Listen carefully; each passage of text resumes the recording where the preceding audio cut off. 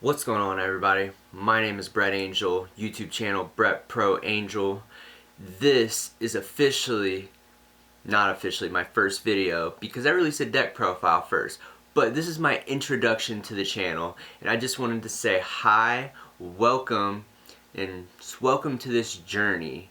A little bit about my background. I used to play Yu-Gi-Oh! A long time ago. I recently just came back after 10 years. I'll explain the backstory. So I played Yu-Gi-Oh! Uncompetitively since it really got released. Since it came out on TV when I was a little kid, I was a fan of Yu-Gi-Oh! Yu-Gi was always my favorite character. I really liked Kaiba too. They were just kind of like both my favorites, I guess. But Dark Magician was by far my favorite card. My little brother Jordan, unfortunately he passed away. We used to play Yu-Gi-Oh! All the time when we were just kids, but it was very uncompetitively. Like, I used to just collect Yugi's cards. I was on a mission to collect every single Yugi card from the show. And he liked Joey, and he wanted to collect every single Joey card, but he would also like try to collect Kaiba's cards, you know, back and forth.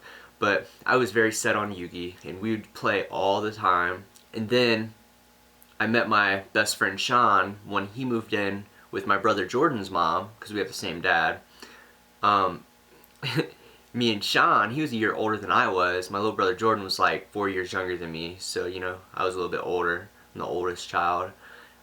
Sean was a year older than me, and he started playing Yu-Gi-Oh! With us. And I wasn't used to playing somebody who was like around the same level as me, uncompetitively, mind you. I'd never been to a game store, never played in a regional, anything. I was just playing Yugi's deck, and Sean came out of nowhere and started whooping me. And I just wasn't used to it, but looking at Yugi's deck from the show, that's kind of uncompetitive, really. But, so long story short, you know, we all were playing, and we just got more into the game of Yu-Gi-Oh! And we looked into a game store, and next thing you know, we start attending a game store in our local city. Mansfield is where I live. It's a very small place. And we started attending the game store with full confidence. I was like, man, I'm going to do so good, man. They're not ready for Yugi's deck. Like, Heart of the Cards. It was so silly back in the day. But, you know, so we all go to this game store. There's only one person that shows up for the tournament because my city's so small. And yeah, so it was a 4-people tournament. It was me, my friend Sean, he's like my brother, and then my little brother Jordan that passed away, and this other guy that was a regular at the game store. And this guy destroyed us all like instantly. It was probably the quickest tournament ever. And I'll just never forget, like, what just happened? Like, what were these cards? I'll never forget that moment of, dude, I just got rocked. So, like, I cannot believe this. It was a very humbling moment for me because I realized Yu-Gi-Oh! Is a very competitive game. And I was like, wow, there's other decks out there that are better than Yugi's. Other decks out there better than Kaiba's. Like, it was just unreal to me because I just played with my little brother and Sean. So ultimately, we started going to this game store every single week, and I was like, you know what? I need to build a more competitive version of Yugi's deck because I was just playing like, I collected all Yugi's cards and I would just shuffle this big pile of Yugi's cards. It was like probably like 80 card deck, and I started losing all the time. It was just funny to me, humbling from how I started and how I ended up before I quit. And so we probably started going to this game store back in 2005. I was probably like 15, Sean was 16, brother Jordan was probably like 10 or 11. And so in a short span of a year, we all got really good. Not like pro level good, but we ended up like, okay, we tried so many different decks, and none of them would beat this kid named Brian in our locals. That was his name. He was like probably the best player at our locals when we first started going. And none of us could beat him. And it's just like, what the heck? Why can't we just get around this? Like, we got better decks.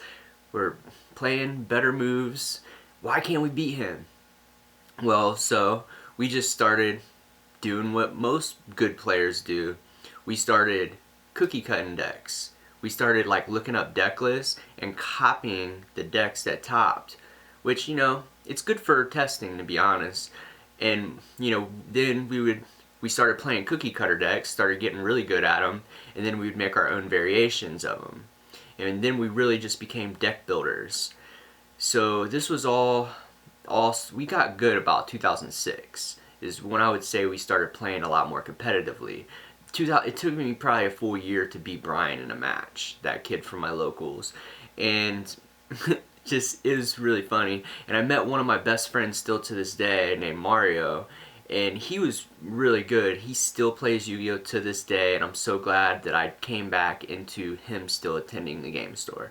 It's just, it was like when I first started going. It was reminiscing good memories. But anyway, so we started getting good about 2006, and I think we started playing competitively, started going to regionals, and you know, I didn't top a regional at this time, but then I'll never forget when Dark Arm Dragon came out. I think it was 2007 is when, it might have been 2006. 2006, 2007 is when Dark Arm Dragon first came out. And it was at 3. And at the time, it was like probably like an $800 card. And we went to a regionals, and I was playing all the time, like beating people, like I was getting better. And I was so confident in this regionals. I was like, dude, it's a new ban list, new format, new cards are out. Like, I'm ready for this regional. I lost my first match to Dark Arm Dragon, the original Dark Arm Dragon deck, before Teledad, if you guys know what that is. And all I know is this guy, like, he dropped Jinzo on me, and then he summoned Dark Arm Dragon. There was nothing I could do. And next game, it had to do, I don't remember the exact scenario because it was years ago, but something about Breaker, and all I remember is like 2 Dark Arm Dragons just killing me. And I lost that first match, and I'll never forget that match either because it was humbling. That was the start of me moving to the next level. And I don't want to give myself a big head, but I became really good at Yu-Gi-Oh beyond this point. But I was semi-competitive then, and then after seeing Dark Arm Dragon, I really just took it to the next level because I was determined to build Dark Arm Dragon. I didn't care about the price, I didn't care about anything. Lucky for me, like not even 6 months later after that regional, Dark Arm Dragon got reprinted. Then it was like maybe a $250 card. It wasn't quite 800, and I said, you know what, I don't care. And I got 2 of them because it went to 2. I bought 2 of these cards, and that's all I really needed was Dark Arm Dragon, and then I built the rest of the deck around it. And next thing you know, that was around the time the new ban list came out and Teledad started becoming relevant. It was around the time I got my 2 Dark Arm Dragons, and I just went ahead and built Teledad. And I had it done fairly quickly after I got my Dark Arm Dragons. Sure enough, I started playing Teledad, trying to master all the combos. Those are around the time Synchro Monsters became a thing. So that's how long ago I played. Yeah, and I'm going to say about 2008. I was about 16, 17 range. And I will never forget, that's when I taught my first regionals. I started like proing people, is what a lot of people called it back then. Like, I was pro playing people because not only did I just get the best deck that most people were playing, that's how the game was at the time. It's not like it is now where there's so many different decks. Everybody was playing Dark Arm Dragon, or there was like 10% of people playing Gladiator Beast, which was really good at the time. And then the other 10% of people were playing Lightsworn. Lightsworn's not what it is now either. It was when that first came out. And all I remember is wrecking all these decks with Teledad. That's all I remember. And I got really good with Teledad. I played Teledad for like a solid year before it got hit and Dark Arm Dragon went to 1. But yeah, so all I remember is 2008.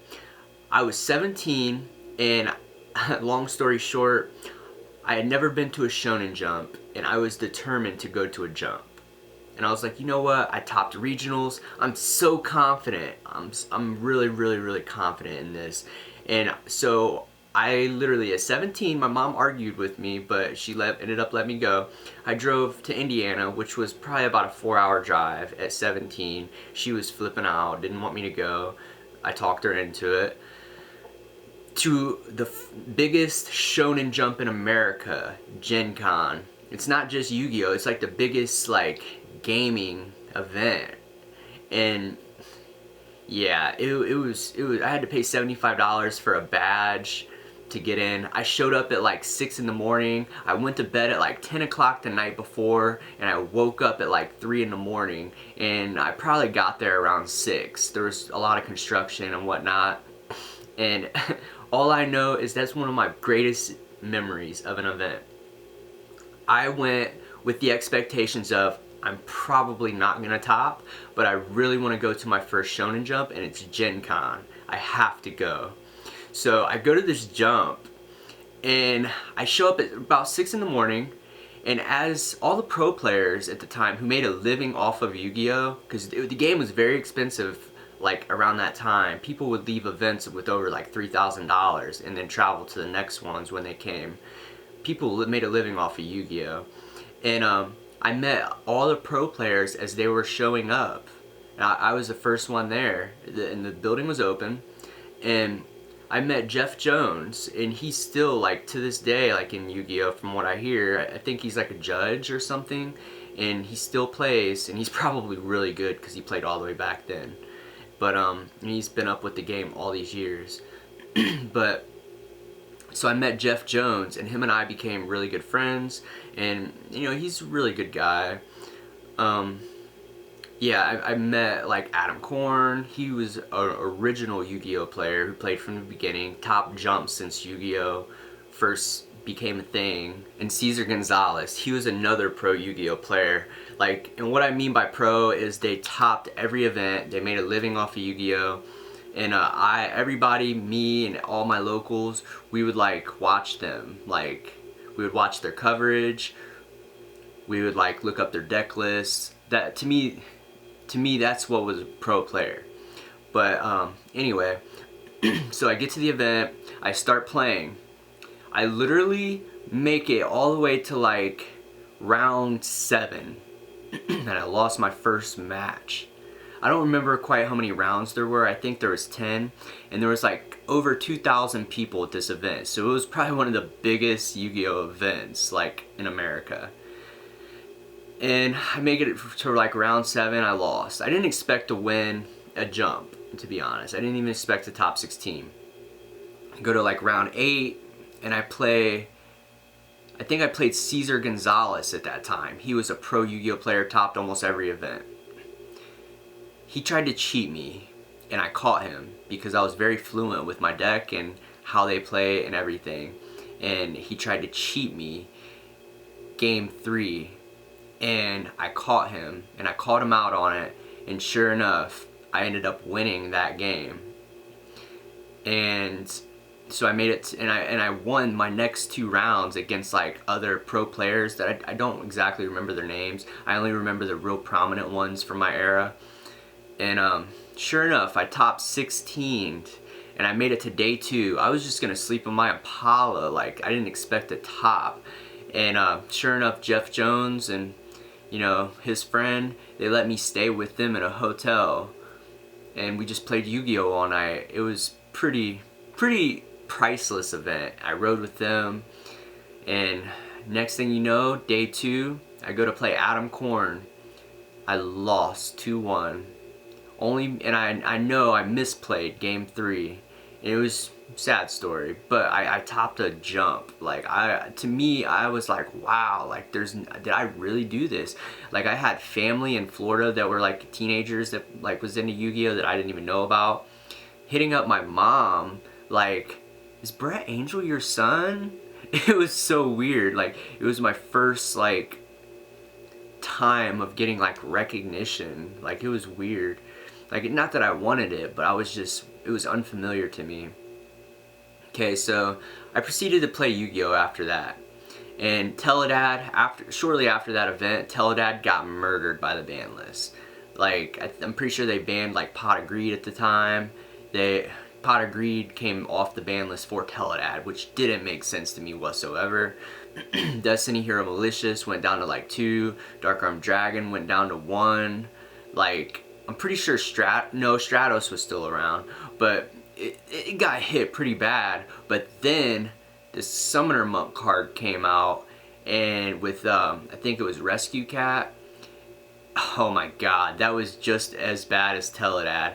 And then you got cards like Bryanak, the Ice Dragon or whatever. He's a Synchro card. That was around the time he first came out. All I remember is I had all these cards, I was playing these decks, and I was like losing like regionals like crazy. I was doing good at my locals, but I was losing regionals like crazy. And I had just come from playing Teledad. I mastered the deck, like learned how to properly play and call stuff and the chain links. Like, I had all this down to a science, and I was losing regionals. It was so devastating to me to go from being like a pro to like losing. And all I remember is I turned 18. I turned 18 in September of 2010, so I played about 2 years after I topped. And I fly out to Miami, I'm pretty sure it was to a jump for my birthday, and I had lost. I went like X2, it was fine, I didn't top, but I had a good time. And then I went to a regionals following that in October at my, like about an hour drive from where I live, in my city, or my state. But all I remember is I think I went like X3 at that regional, and I was so pissed that I went X3 because I never did that bad at a regional. Being actually a good player, like I literally quit Yu-Gi-Oh! I was so mad that I went X3, and I had the best deck, and I was really upset. So I ended up quitting Yu-Gi-Oh! And I ended up doing music for 10 years, and I ended up smoking and drinking like every day. And now I'm 28, so I quit playing Yu-Gi-Oh! 10 years ago. And at this point, I don't smoke, I don't drink, I don't do anything. I've grown up, like, I work my butt off for a living. I have somehow gravitated back to Yu-Gi-Oh! I miss playing, I miss being strategic about things. And I have to say, you know, the game now is better than when I left. It might be like a crazy game now, like you just set up a crazy board and see if your opponent can get over it turn 2, but it's still way better than it was back then. If you guys didn't play 10 years ago, then you wouldn't know what I mean. Because 10 years ago, this is how regionals were. You literally would go to a regional, everybody was playing the same decks. You'd go like 8 rounds of playing cookie cutter decks if you were playing the best deck. And you might, maybe, like a 10% chance of playing, or maybe 20, of playing other decks, like Light Sworn or Gladiator Beast. I mean, there was people that liked and catered to Light Swarm, but, you know, those decks like hardly ever won. But, you know, I don't discredit them because they did do good occasionally. But those were more like the anti-meta, like the people were trying to oppose the meta with. And now, literally, like, there might be some pretty broken decks out there, but the game is so much better. It's in a better place, because if I look at the top 8 right now, like I did last night, it literally was all different decks. Like, I can't even list them all because I'm still learning them all. But yeah, so it's official, guys. That's my story. I'm officially back into Yu-Gi-Oh! Welcome to my channel. I'm gonna be posting a lot of content, so just make sure you subscribe to me, like this video, so you know people can know my story too. And brettproangel is back. brettproangel, and currently I'm building Spiral.